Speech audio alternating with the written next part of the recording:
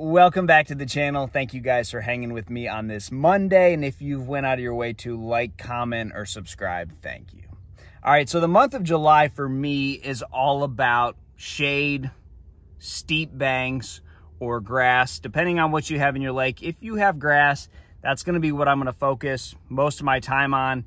You know, this is the time of year where those bluegill are gonna spawn out a little deeper. So if you have grass edges that are out in that 5 to 7 foot range, you're gonna have bluegill out there, and you can catch bass on a bunch of different baits, you know, a chatterbait, a frog, whatever conditions you have, a big worm. There's all kinds of different ways to catch bass in the grass, and typically that is my favorite way to fish if you have some type of submerged vegetation on your lake. Now, not every lake has that, so you basically got to look for the steeper banks or the shade, and that can be anywhere. A bass in the month of July can be anywhere in your lake.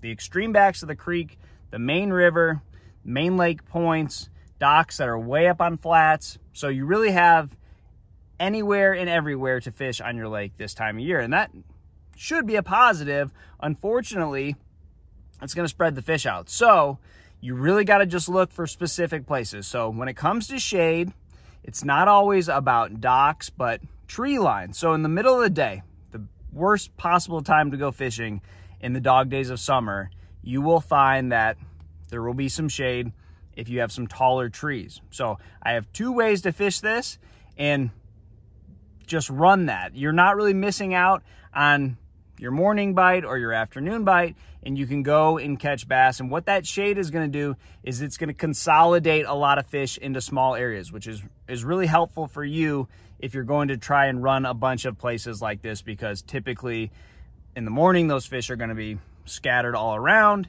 and in the evening doing the same thing. But once you have a high sun and a shade line, you're going to have all those fish that have been feeding up, pushed in there, and I like to use 2 baits to catch them. So whenever I have, let's say, just a big area of shade, you may have trees on both sides. It may be a little creek arm or a canal or something where the whole thing is shaded, a buzzbait. Or any tall tree that's casting a big shadow, a buzzbait. That is a great bait to get fish to react. Small fish, big fish, will catch all sizes, and it is just one of those baits that you can skip it. It's going to make enough commotion that's going to pull fish out of there. And you have fish that are probably competing for a bait. So you put a bait like a buzz bait, it's very intrusive.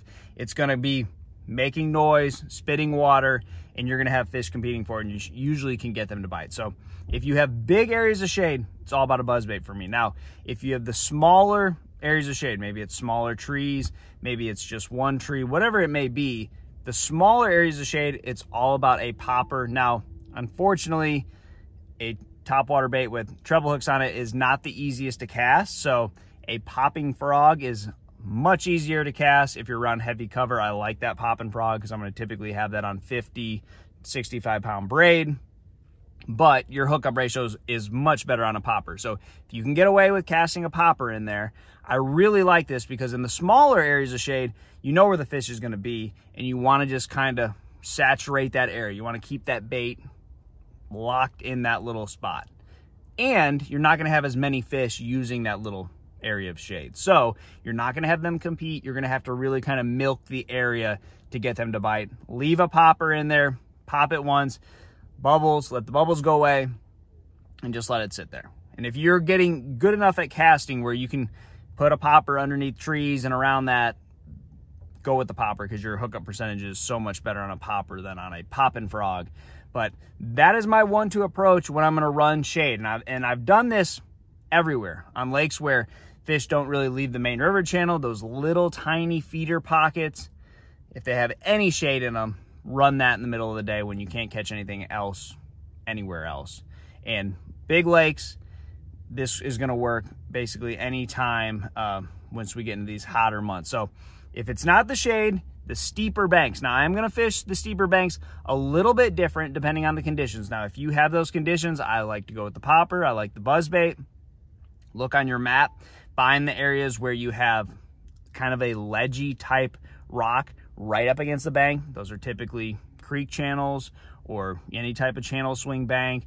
And typically fish are going to be on those this time of year. So if they're not biting topwater, you don't have the clouds and the lower pressure, figure out a bait to drag. It can be a Carolina rig, it can be a jig, a drop shot, a shaky head, a Ned rig. Any of those baits are going to be dynamite this time of year on those steeper banks. So for me, in the month of July, grass, if your lake has grass. If it doesn't, steeper banks and shade. All lakes have that somewhere, so look for that. And the fun thing is, anywhere, creeks, lake, anywhere on your body of water, a bass can live in the month of July. So try that. Good luck to you guys, and I'll see you on the water.